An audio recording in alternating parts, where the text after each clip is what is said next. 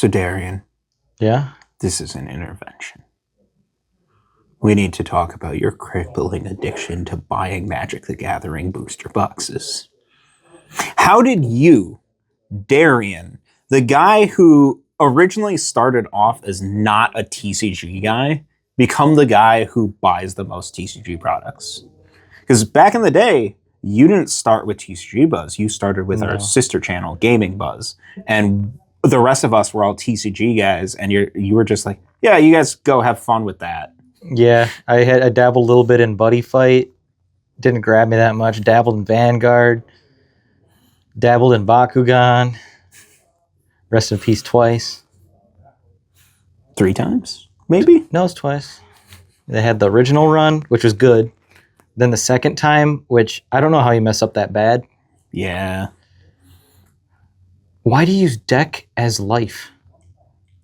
Especially in that game. That's Like it just doesn't. It just the toys were cool. I love how your time here is spent on Bakugan. That affected me the most. Well, that's good to know. So it did take you a while to move over and start doing TCG Buzz stuff and just playing TCGs with us. Yeah, it was mostly just in the back directing and making sure the cameras weren't dying. And They did that a lot. yeah, They and did that a lot. You remember early on when like our setup for offloading footage was so bad that we'd record a 10-minute video and then it would take like an hour for it to be uploaded onto our servers. yeah. I was one of the main people in charge of a lot of the things that ended up breaking, and we lost footage because things got corrupted. You and I were the entirety of the tech department, and we both weren't very good at our jobs. I mean, we were young, right? We were learning on the spot, right? Yeah, we were learning on the job. We weren't professionally trained for any of this. Yeah, and I've definitely. It's kind of funny coming from this video production with Gaming Buzz, TCG Buzz, all the other stuff that we did. That stuff has turned into just a hobby now, and I just do the stuff that was stressful about the job as fun. Like, I like to. I'm a glutton for punishment, so I like to torture myself on this stuff that we used to do for the channel, so that everyone could enjoy watching it. Yeah. What kind of stuff do you like to do nowadays? Now that it's been years since we've been stressing over recording together. I like tech stuff a lot. I always liked it. It kind of goes back to the Gaming Buzz Day stuff. I don't really collect video games that much anymore. I buy too many Magic the Gathering cards. That's an understatement. Oh my God. How much do you think you've spent in the past year on Magic the Gathering? Probably. I mean, this year was actually a low year. Yeah, last year was a lot more. If I look at last year and the year before, easily $10,000. That's a car, Darien. That is true. This is why we're having this intervention. But I've pulled kind of back. I've only bought like a box per set, except for Magic's Eternities. Edge of Eternities? Yeah, Edge of Eternities. Yeah. I'm blanking on that set name. I bought like 3 boxes of that, which I usually buy 10. Mm-hmm. That's my number. I buy 10 booster boxes. That's a lot, man. What do you think like made that transition happen for you, where you were like really not a card game guy, right? To the point where I think early on you were even like, ew, why are you guys playing card games, right? You could be over here playing Super Smash Bros. With me, right? It's weird. Being a Magic whale. So I think it was mostly down to like card game. I like the card game and the concept of holding the cards and just being like, cool, this feels nice, but the card game mechanics just didn't click with me. You had to find the right game. Yeah. And when you did, you went, And then I was always reluctant with Magic the Gathering because I'm like, just stinky nerds play Magic. And now you're the stinkiest and nerdiest of them. Congrats! But nothing made sense. And then I played Standard to start out with back in 2019, 2020 with Theros before the world shut down. And then the world shut down. And I was like, oh, wow, this cool set called Ikoria with some of my favorite mechanics in there called Mutate. That came about, and I was like, well, I can't play Magic with anybody anymore for who knows.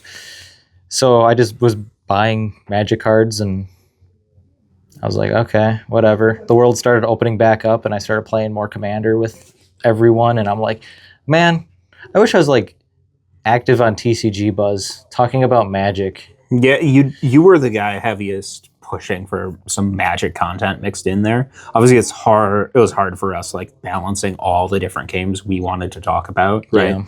And obviously, I love Magic. I love talking Magic. I'll do it any day of the week, right? Yeah. But at the same time, it was hard because a lot of our existing audience wasn't interested. I think a lot of them had that same mindset you did before you got into it. Yeah, like, or they had like the fatigue and trying to find the way away from Magic. They're like, oh God, another TCG channel, and they're doing Magic, or even with like Pokemon, we didn't cover Pokemon barely, yeah, because it was just. I mean, this was before the world cared about Pokemon. Pokemon was in a lull. It's actually really funny because my first video I did on Pokemon investing in the channel when I was doing it as a hobby, was from 2019. Guess who was early on the trends and was right the entire time? Yeah. We covered lots and lots of games, and obviously you were a Vanguard and Magic guy, right? I wasn't quite Magic yet. I was kind of dabbling. I was kind of like poking my nose into Arena, but that's not really Magic.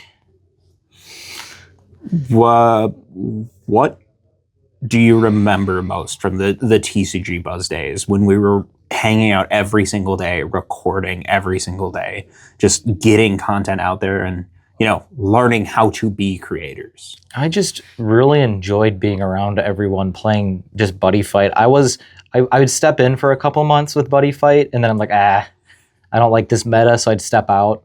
But I really enjoyed when we were doing when we were just hanging out playing Buddy Fight. Like, that was the peak content, peak moment for me when it came to that channel. I remember one year we went to a regionals. You did not go with for most big tournaments. I went to two of them. Yeah, you went to two. I remember one of them was right when you were first getting into Buddy Fight, but you weren't that into it. Yeah, I was there for trades. Right.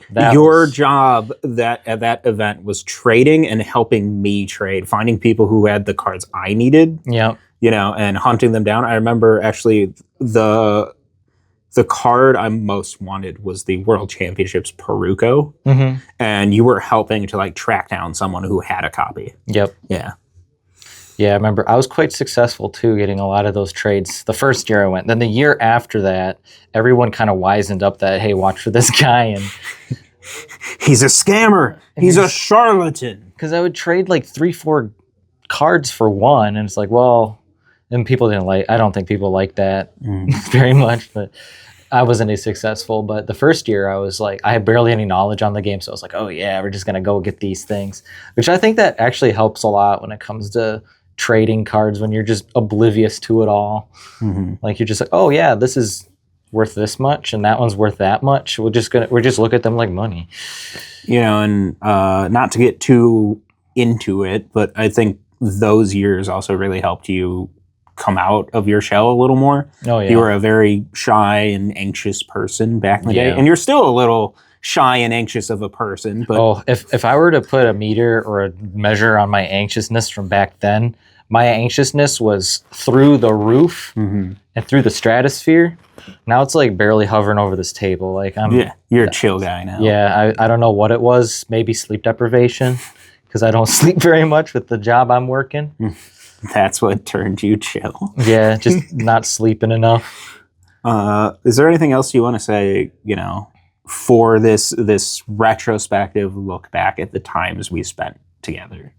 Oh, man. Looking back just at the channel itself, I still have a passion and still want to do video production. I enjoy just video production for anything. I don't care what it is.